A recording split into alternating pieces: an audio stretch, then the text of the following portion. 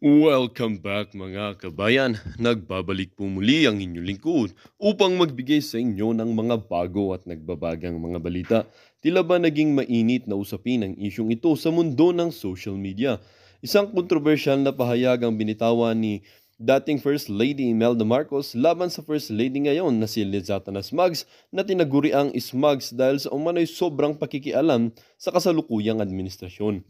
Ayon kay dating First Lady Imelda Marcos, ina ni President Kuting ng Norte, hindi na dapat makialam si Liza sa mga usapin ng pamahalaan. Sa isang panayam, ipinahayag ni Imelda ang kanyang pagkadismaya sa pagiging aktibo ng First Lady sa mga desisyon ng gobyerno. Huwag siyang makialam sa bansa, hindi ito ang kanyang lugar. Ayon kay Imelda, dagdag pa niya, dapat hayaan si President Kuting ng Norte na pamahalaan ang bansa ng walang labis na impluensya mula sa kanyang asawa. Ang pahayag na ito ay nagdulot ng iba't ibang reaksyon mula sa publiko. Maraming taga-suporta ng administrasyon ang nagulantang sa bigat ng mga salitang binitawan ni dating First Lady Imelda Marcos. Ang ilan ay sumang-ayon, sinasabing dapat mag-focus na lamang si Liza sa kanyang mga tungkulin bilang First Lady at hayaan ang presidente na magpatakbo ng gobyerno. Samantala, may mga nagsasabing ang mga pahayag ni Imelda ay bahagi lamang ng political na intriga at maaaring nagpapakita ng mga internal na alitan sa loob ng pamilyang Kuting. Sa kabila nito, patuloy na naging matindi ang diskusyon tungkol sa papel ni Lizatanas sa kasalukuyang administrasyon. Si Lizatanas Smugs na isang kilalang abogada ay madalas makita sa iba't ibang mga pampublikong aktibidad at proyekto ng pamahalaan.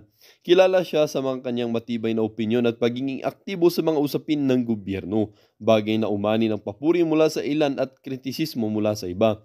Habang nagpapatuloy ang issue, inaabangan ng publiko kung ano ang magiging sagot ni First Lady Lizatanas Smugs sa mga pahayag ni Imelda. Sa kasalukuyan, nanatiling tahimik ang kampo ni Lizatanas at hindi pa nagbibigay ng opisyal na pahayag hinggil sa kontrobersyang ito. Ang isyong ito ay nagpapakita ng komplikadong dinamika sa loob ng pamilyang Kuting at kung paano ito maaaring makaapekto sa kasalukuyang administrasyon. Habang naghihintay ng kasagutan, patuloy na nag-aabang ang bayan sa mga susunod na hakbang at pahayag mula sa mga kinauukulan. Well, para nga sa buong impormasyon ay panoorin na lamang ang buong video. At kung bago ka pa lamang sa aking channel, huwag kakalimutang mag-subscribe, pindutin ang notification bell at piliin ang all upang laging maging updated sa mga bago at nagbabagang mga balita. At sa mga solid viewers naman natin dyan, maraming salamat naman po sa patuloy na pagtangkilik sa ating channel. Tuloy-tuloy lang po ang laban para sa katotohanan at para na rin sa kinabukasan ng ating pinakamamahal na bansang Pilipinas. Inimbita yung mga iba't ibang mga leaders, di ba? Iba't ibang mga diplomats na nasa Pilipinas para sana mag-wine toasting. Okay? Magto-toast, mag-cheers. Siyempre, yung mga bilateral ek-ek, yung relasyon ng between Philippines and other countries. So, yun dapat ang mga dramatization na yon. Pero, pakinggan muna natin kasi yung iba baka hindi nyo pa napanood. Right? So, nagba-viral na ito. Ito muna.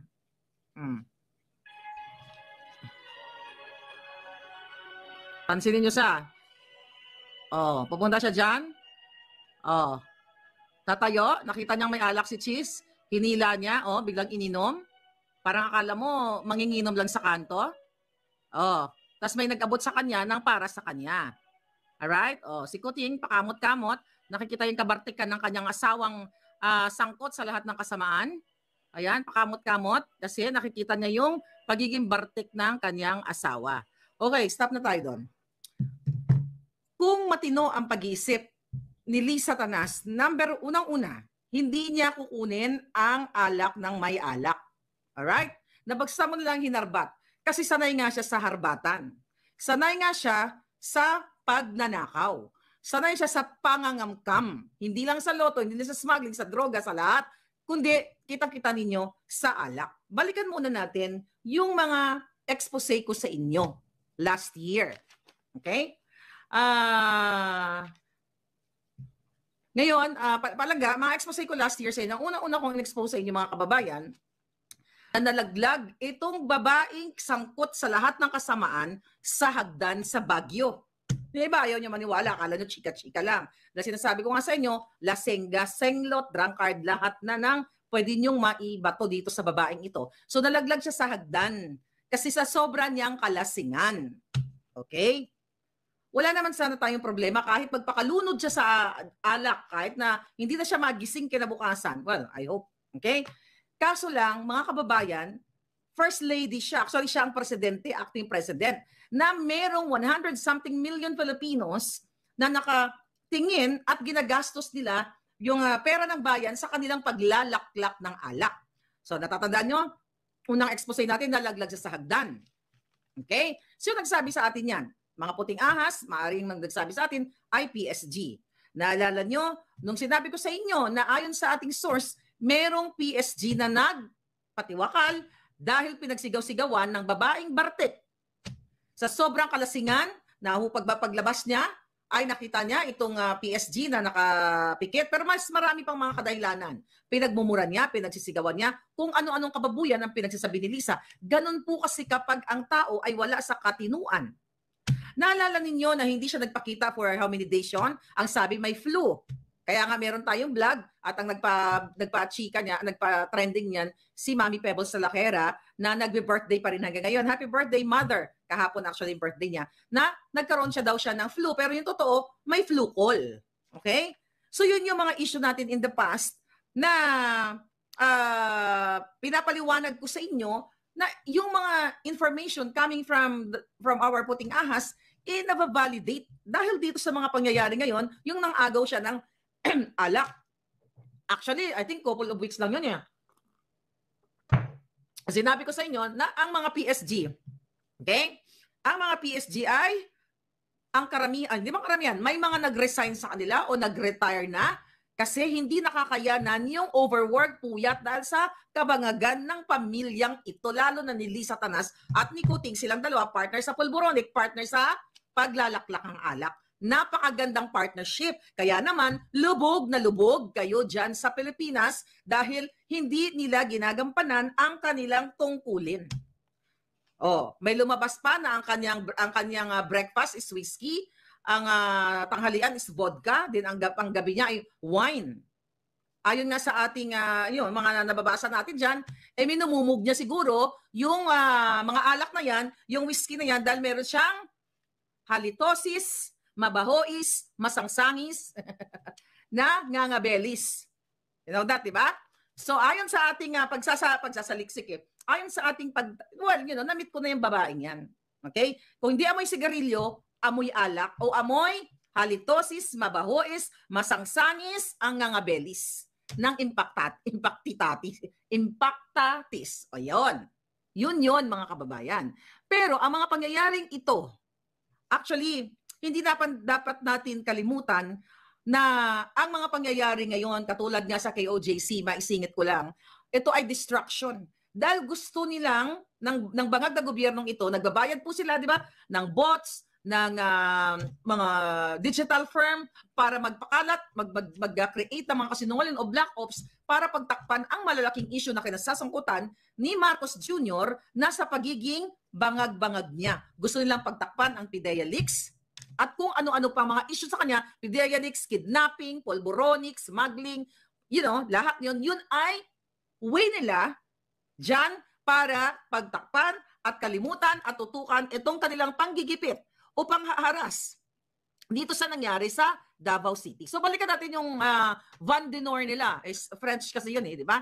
Ang iba, basa ko nga dyan, Vin de Honor but hindi naman ako French. But thank you kay Palangga. Yeah, it's Van Denor.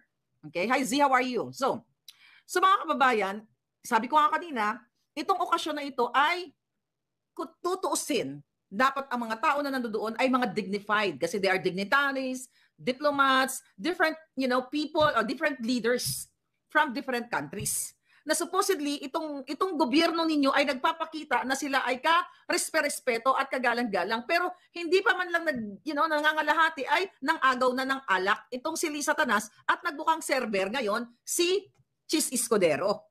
O kumusta naman heart? 'Di ba? Dapat dito po gagamitin. Oh my God, kadere, 'di ba? Ganyan siya kaarte ang Jotang Jimenez. Oh my God, kadere. Tignan mo yung asawa mo. Ito ba ang kapalit Kaya siya naging Senate President.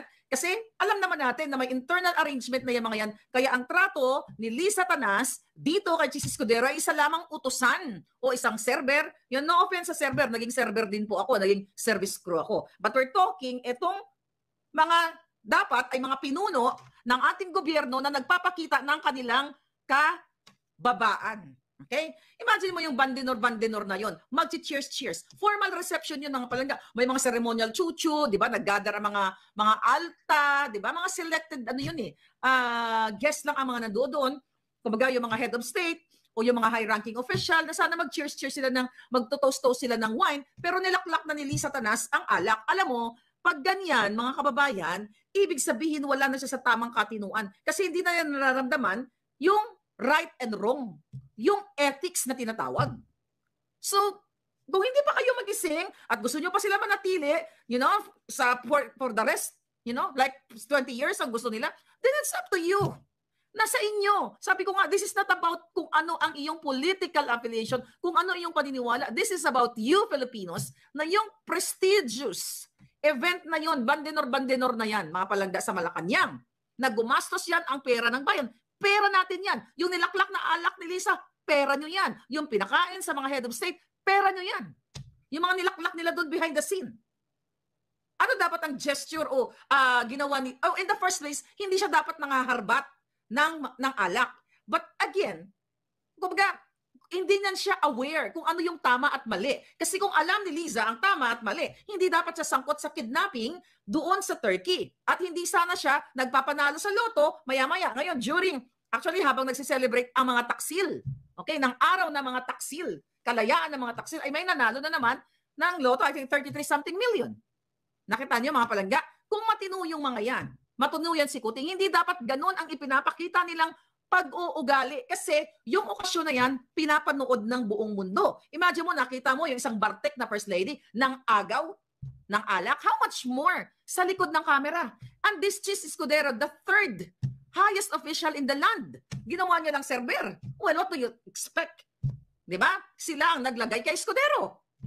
Kaya kahit maging aso siya kay Lisa Tanas o kay Kuting, at kahit hilain siya ni Lisa, kung wala lang sigurong camera, baka hinila na siya ni Bartek para magtorjakan somewhere else. Kasi nga hindi na nagpa-function yung utak. Wala na naman bandinor. Wala silang honor. Meron horror. 'Di ba? So yan yung okasyon na yan ay para sana ipakita ang kapita-pitagan, ang karespe-respetong leader natin na ating presidente at first lady. Pero anong nakita? Nang harbat ng alak. Kaya nga sabi ko sa inyo, how much more sa likod ng camera kung ang alak ay so hangol-hangol. That's Ilonggo. Uhaw na uhaw. Hangol-hangol. Talagang greedy pagdating sa alak, sa lahat ng bagay. Anong i-expect ninyo behind the scene? So kaya niya lahat agawin. Kaya nga gusto nilang agawin yang property dyan ni Pastor Quiboloy. Di ba? I told you in November. Di buti na lang magagaling yung ating mga kabataang biniktima doon at mga kababaihan na mga members ng KOJC. Naka-ready yung mga camera nila. Baka tamnan sila ng mga police, ng mga staff, ng mga officer na dayo from Manila. And true enough, sinabi ko yun sa inyo, mga taga-KOJC, in November, di ba? At na-alerto kayo kasi baga tamnan kayo. Nagkamali ba ako dito? Hindi. Di ba? So yun yung mga ginagawa nitong itong mga bangag na ito, lalo na si Lisa, nakitang-kita ninyo ang kababaan. Okay? Pangdugyot, pangpusali talaga yung pag-uugali ng gobyernong ito. Kagabi, nakita niyo naman, panata ng pagbabagong kadyutahan, ni isa sa kanila, walang nakamemorya, walang nakarecite na isa sa mga anak ni Kuting. Nag-memorize ba sila ng panatang kadyutahan ng memorandum circular niya at gusto niyang i-impose at pahirapan ang mga kabataan na ito imemorya. Paano mo isasalaksak itong mga gusto mong ipagawa sa taong bayan kung ikaw mismo at ang pamilya mo kitang-kita huli sa camera na hindi man lang bumuka ang bibig ni isang word, isang letra, wala man lang nakita ang taong bayan sa kanilang pamilya. Pakita natin ulit sa kapapanood lang ng ating mga palangga. O ayan, gusto nila i-implement sa atin. Oh, nagli-lip sync, pangiwi-ngiwi lang. Oh, may dangal ba yan? Oh, kabisado ba niya? Oh, kabisado ba nila? Ayan, yung mga anak ninyo gusto nilang, actually sa mga bata, madali lang naman i-memorya yan. Kung yan ay para sa Pilipino. O, tingnan mo yung pamilya nila.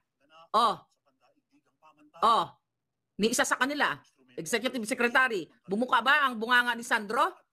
Oh, wala. Asan yung isang anak nila? Baka nagbabangag, wala doon.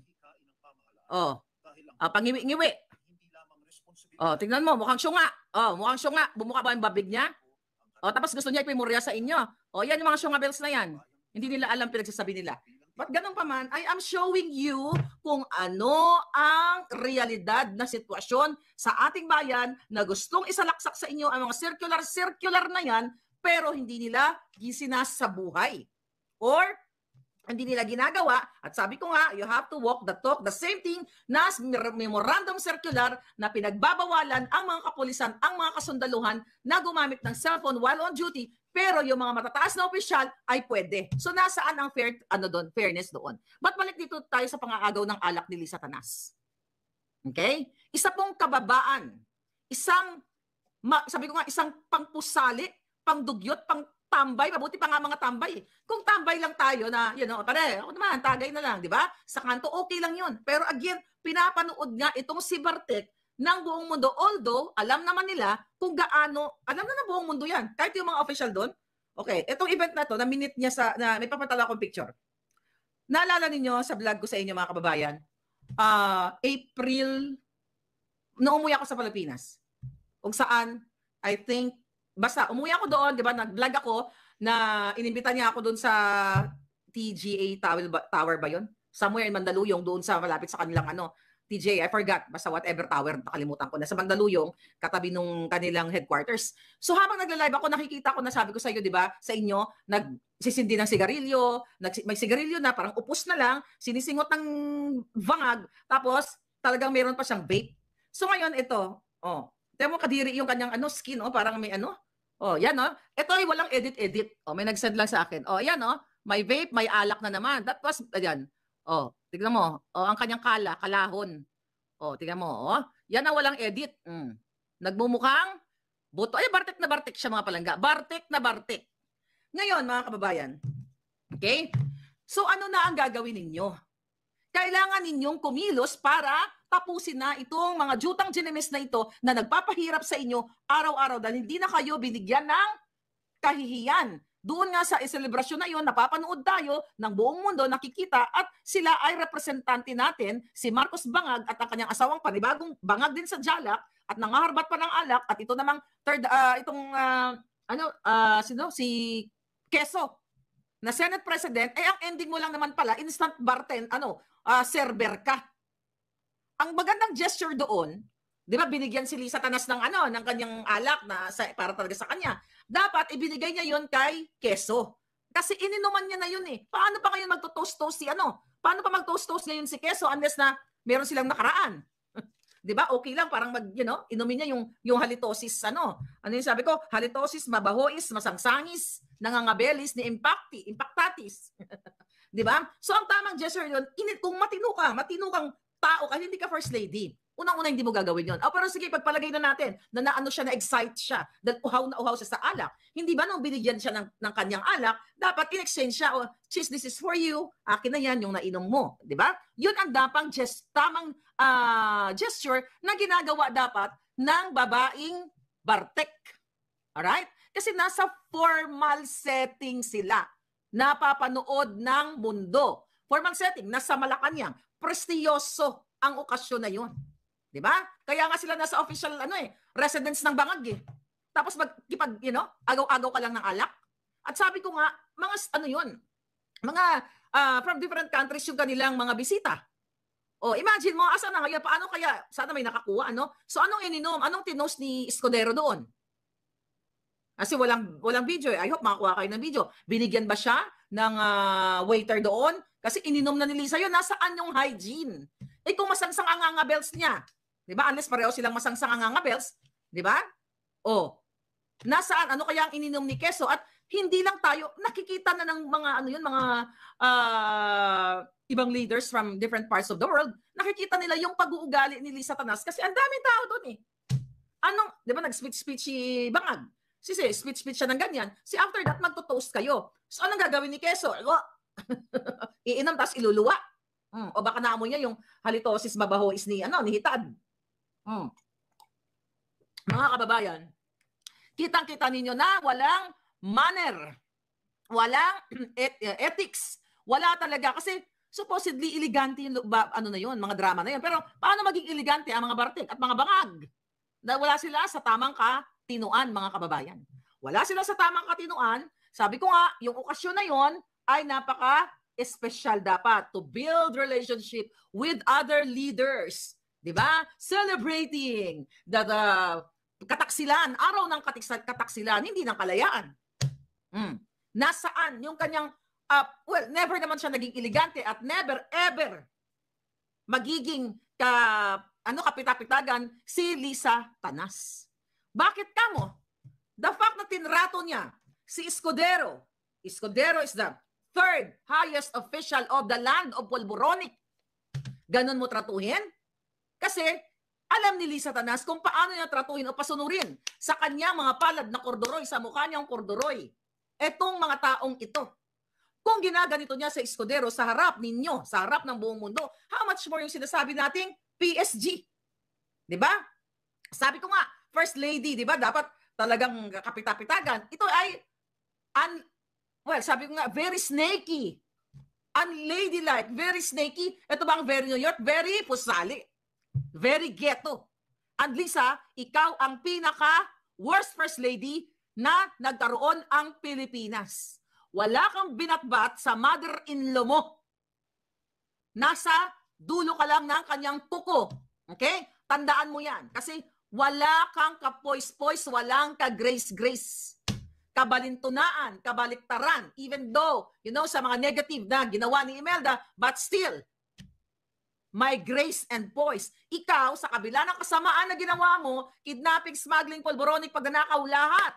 Katapat, wala ka man lang makitang, maayos na kahit man lang panglabas nagbabuti sa'yo. Kung hindi butod, mudlo, bartik. Di ba? Kasi mga palangga, ito ang epekto ng alcohol. Ito ang epekto ng pagiging sugapa niya sa jalak, mga kababayan. Kaya ganito po ang nagiging impact sa kanya. Merong psychological impact, walang class. Nakikipagkita ka, lagi kang may alak, lagi kang mayroong, lagi kang may sigarilyo. So pag pinaghalo mo yan, magiging amoy, halitosis, mabahois, masangsangis, impactatis ang iyong ngangabelis. Yan ang mangyayari sa iyo. So bakit ba siya nagkakaganito? Okay? So sabi nga, yung mga ganyang mga nalululong sa paglalaklak o panghaharbat ng alak, mga palangga. May mga kadahilanan yan. 'Di ba? May nagsabi sa atin at ayon sa ating mga source, gusto maghiganti ni Lisa Tanas dahil nung kabataan niya ay sila ay deprived at paaralan siya ng kanyang kamag-anak at ang kanyang nanay ay mayordoma sa Hacienda Luisita. Wala pong masama kung mayordoma ka o isa kang anuman ang trabaho mo in the past kung ikaw ay nagsumikap. Pero itong babaeng ito ay puro paghiganti, puro pagnanakaw at dahil hindi siya nagkaroon ng magandang childhood, I believe, ayon sa ating source, kaya naman nagpakalulong-lulong siya sa alak. At naging habitual at ngayon ay dependent na siya dahil hindi niya kayang pigilin ang kanyang pagharbat at paglaklak ng jalak. Kaya merong psychological impact o factors na nakikita natin na hindi yun nakokontrol. Di ba? Kaya ang trip niya, mga kababayan, harbatin niya lang ang alak, wala siyang pakialam sa taong bayan. Remember, nung nagkaroon ng, I think that was Chinese New Year ba yun, nung February, nung gusto siyang interviewin ng mga media, nagtatatakbo siya. O may parody pa nga si Daryl Yap dyan. Nagtatatakbo siya na para siyang penguin na hindi mo maintindihan, na mukhang bartek talaga. Hindi po yan gawain ng First Lady ang ganyang pag-uugali. Sabi ko nga, that's not very New York. That's very dugyot. Tingnan mo yung pag-uugali niya kasi mababa yung, yung mga... Well, dito nga nagtatapos ang bidyong ito. Kayo naman po ang aking tatanungin, mga kabayan. Ano naman po ang inyong mga reaksyon sa balitang ito? Ang ating comment section ay bukas para sa inyong mga samot-saming reaksyon at komento. Lagi niyo pong tatandaan na bilang isang mamamayan ng bansang Pilipinas at bilang isang butante at bilang isang matapat na mamamayan na nagbabayad ng buwis dito sa bansang ito ay kailangan din natin magsalita at mag-react. Huwag kakalimutan, do not let your thoughts left unspoken. As citizen of this country, your thoughts matters. Muli po, kung bago ka pa lamang sa aking channel, huwag kakalimutang mag-subscribe at pindutin ang notification bell upang laging maging updated sa mga bago at nagbabagang mga balita. Huwag din kakalimutang mag-iwan ng like at i-share ang bidyong ito upang ang inyong pamilya, kaibigan at kakilala ay maging aware din sila sa kung anong nangyayari sa ating pinakamamahal na bansang Pilipinas.